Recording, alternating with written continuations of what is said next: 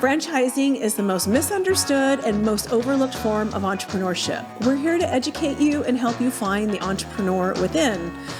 Franchising is not all about the French fries.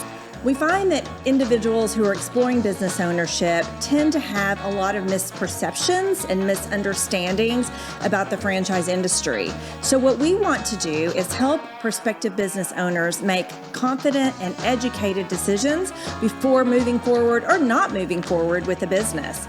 Welcome to Unpredicted Entrepreneur. Hello, and welcome to episode 11 of Unpredicted Entrepreneur. I'm Roxanne Rapsky, and this is my colleague, Sarah Wasco. As you know, we created this podcast to provide information and education to aspiring entrepreneurs. Sarah and I focus on the franchise industry, and our guest today is Laura Canada Lewis. She's an attorney with Canada Lewis and Associates. Laura, would you kindly introduce yourself to our audience and tell us a little bit about what you do before Sarah and I start asking you a bunch of questions? I'd love to. So, as you already said, I work with Canada Lewis and Associates, and we're a local law firm that works nationally with a variety of regional and national franchise brands, but we also represent franchisees and try to provide them advice prior to signing their franchise agreement, and then just providing them lifelong support as a business owner. So I'm sure you have probably seen a lot in your experience with dealing with franchisors and franchisees, and I think the biggest question I have for you is, what are the top three things that you would say a potential franchisee should be aware of when they're considering buying a franchise? I think as they start to narrow down on any particular brand, they should really think about the brand itself.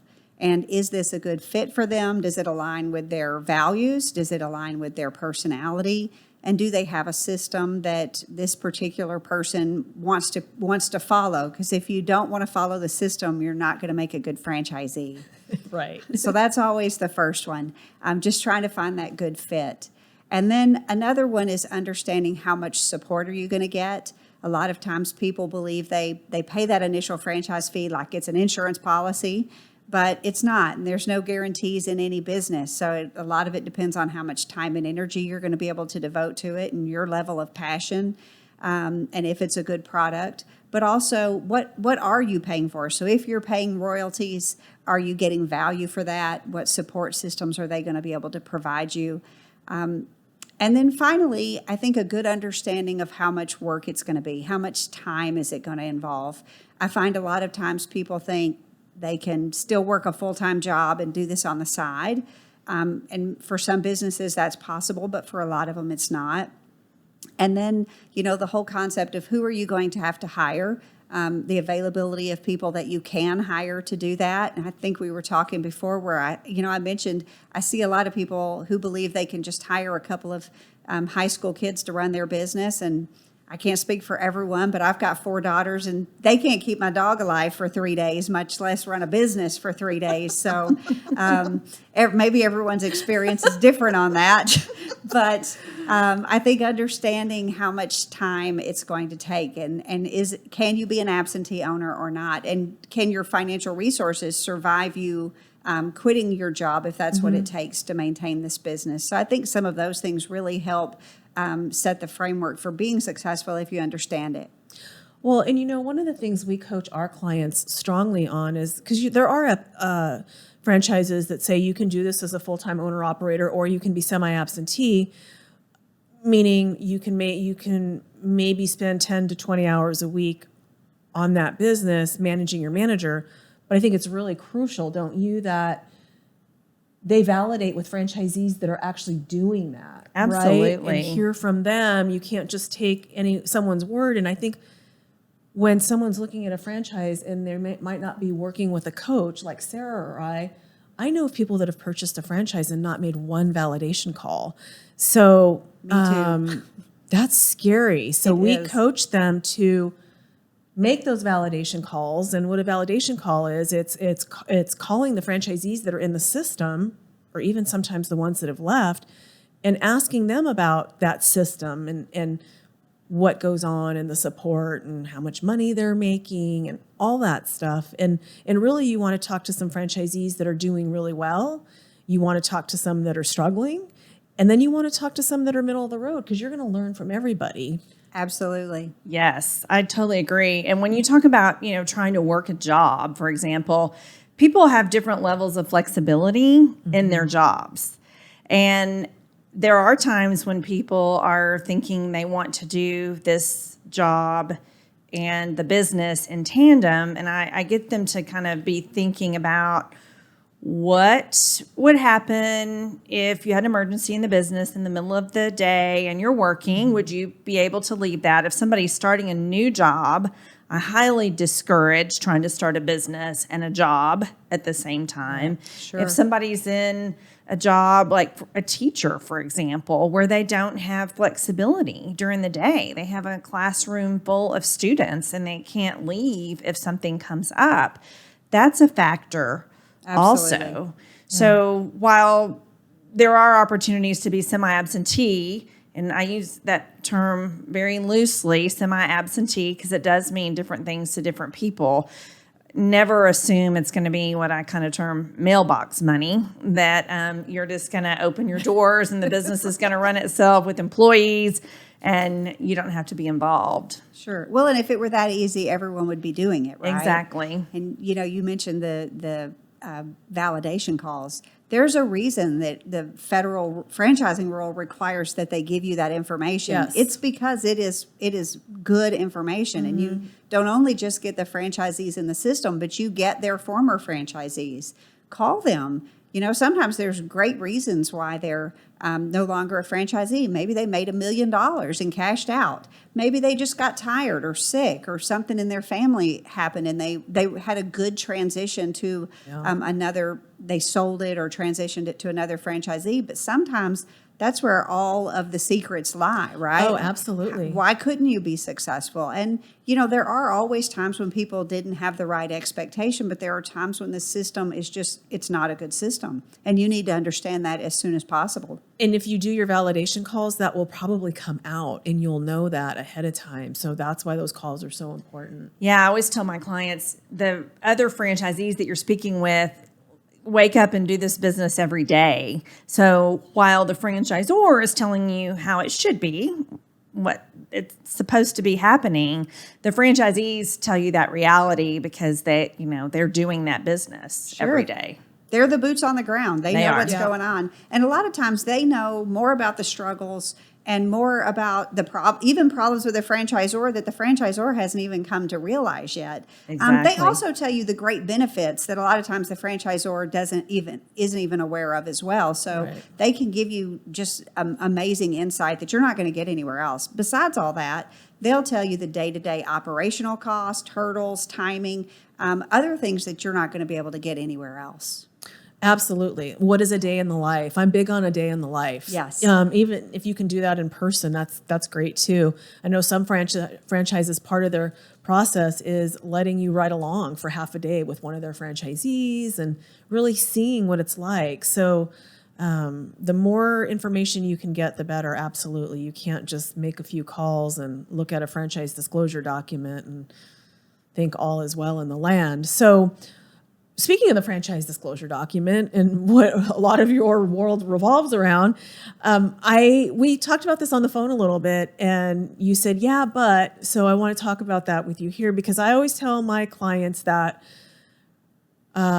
franchise agreements are all very one-sided. They're written in favor of the franchisor, and on top of that, they're not negotiable. And of course, I mean they're not negotiable on the big items, right? There are some things that can be negotiated, and of course, you would know that better than anybody. So let's talk a little bit about what you feel is negotiable, what could be negotiable, and then the absolute not negotiables, and then understanding that as we're talking about this, there are franchisors that say, no, you sign it exactly like this, or you're not a franchisee, right? Because we know that those exist too. Absolutely. So I always tell people that you're entering the world of franchising, but each franchisor does it just a little bit differently. So Kind of give us some of your insights there. So they absolutely do. And part of the trick to not negotiating is to say, this is a regulated document. We've submitted it to the states and we can't change it. And I say the same thing too, because I don't want to change it. So to the extent possible, that's my plan. But when you have a savvy franchise attorney on the other side, or even a savvy negotiator, there are some things that are negotiable. You can't modify the document, but you can make an addendum to the back of it, where you can say, we'll change one or two things in favor of the franchisee. So the things I look for, first of all, it depends on the age and the size of the system. So if my client is going to be a new franchisee in a territory where there aren't other company stores or franchises, that means they're going to have to build all the goodwill in that area. Yeah. So maybe they get to keep more of their advertising dollars for a local spend rather than participating in the ad fund right away, because you already know that it's not contemplated in the ad fund to be marketing in New Mexico if there weren't any stores in New Mexico. So let me keep more of those ad fund dollars, but I commit to spend them on local advertising. I just need more bang for my buck here. And a lot of times franchisors will give you that. Sometimes similarly, you might be able to negotiate some of your initial franchise fee being applied towards grand opening marketing, that type of thing, if you're new in a market, or overcoming some kind of hurdle that you know about in a particular market. I generally strongly encourage my clients not to waiver or make adjustments on their royalty fees. I feel like royalty fees are what support the franchisor, but they're also what support the services to franchisees. And if you're going to ask some of your franchisees to pay that tax and pay for those services, then you shouldn't have free riders. There shouldn't be someone who gets the benefit of the services without paying for them. Absolutely. And I would say by and large, most franchisors try to stick to that. And so they try to keep their royalty fees the same. Some, however, will give you an escalation. So where you could get, so let's just say it's going to be 7% royalties, but you can start at 4%, graduate to 5%, and then bump to 6 and 7. So sometimes you can negotiate an escalation on a newer system or in a newer area. But then I think there's other opportunities in the franchise agreement. You know, they come with a lot of burdens. And so if you can go through there and where it says I have to provide updated financial information, can we limit that to once a year? Because I don't want it to become my second job that I'm providing you financial information at your whim. Can we negotiate some of the default language? Some things have to be in there to protect the brand and the investment that the other franchisees have, but some of it is pretty onerous. Some of it's kind of subjective. And so I'm all for objective reasons to protect the brand and make sure everything's on the up and up. But it's a little difficult to invest $500,000 in a business and just know that someday you could wake up and say, I don't really like that thing you did. I think it might hurt our reputation. And so I think you spoke out at the PTA meeting, and we don't want people to speak out at the PTA meeting, so we're going to terminate your franchise. That's pretty harsh, right? So more objective things, failures to perform are one thing, certainly things that jeopardize the trademarks, but anything you can do to minimize risk exposure. And, you know, nowadays I see more and more where they say all of the business data becomes the franchisor's confidential data and we own it. Well, I like to at least say we co-own it. For heaven's sakes, I created it and it's in my computer. And even when I leave, I'm going to have to use that information to file my taxes. And so when you put language in there that says it's your data and I can't use it after termination, in theory, I wouldn't be able to use it to file my taxes or anything else. I mean, there's just some things that just are a little further than they need to go. And so I try to negotiate those and just clean them up. And that is such the value of having someone like you involved in the process, because most people don't know how to, be that thorough and really have that understanding of some of those nuances. And so I have given this example quite a few times that I had a client last year who is an attorney, and I was a little uncertain if I should recommend him using a franchise attorney because he's an attorney. And he said, and I feel, 100% in agreement with him, that franchising is not his expertise. He did contract law or something else. I honestly don't remember what his area of specification is, but attorneys are a lot like doctors, where everybody kind of has a primary focus. And he said, I don't read these agreements every day. I want to have somebody review this that can point out, this is unusual. I've never seen this before. This is a red flag. So while certain things may not necessarily be negotiable, you at least want to understand what they are so that if that's a deal breaker for you or you're uncomfortable with it, ahead of time. Absolutely. Instead of after signing the agreement. That's right. So, I think that's such a value in having someone like yourself who has read so many documents and has been involved in writing so many franchise disclosure documents to really be kind of the big eyes, if you will, to really point out some of those things that most people would not have acknowledged or understood. Well, and even being in this industry and doing this since 2007, when my husband and I purchased a franchise, I hired a franchise attorney.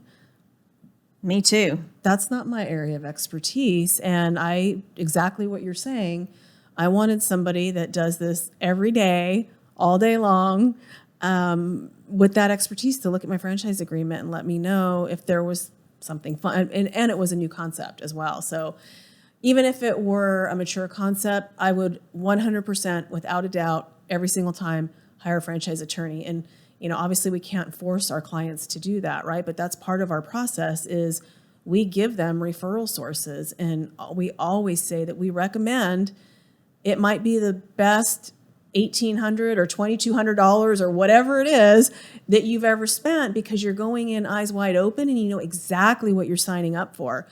And with that, I think one of the things that I sometimes forget to talk about up front, and I usually mean to because it's such a part of a franchise agreement and then also a commercial lease, is the personal guarantee.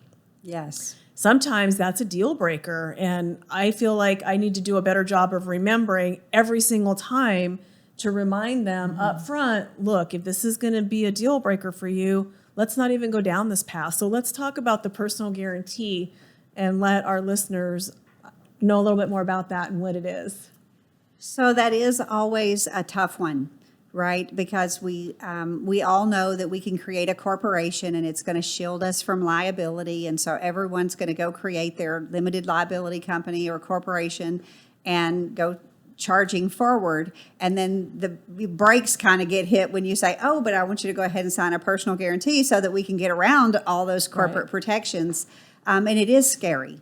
And it certainly does expose your personal assets. Now, I have found that a lot of franchisors will negotiate that personal guarantee to some kind of cap. You will accept a limit on the amount of liability that you'll accept, or no more than, I hate to say this term because most people don't understand it, but lost future royalties for perhaps 2 years.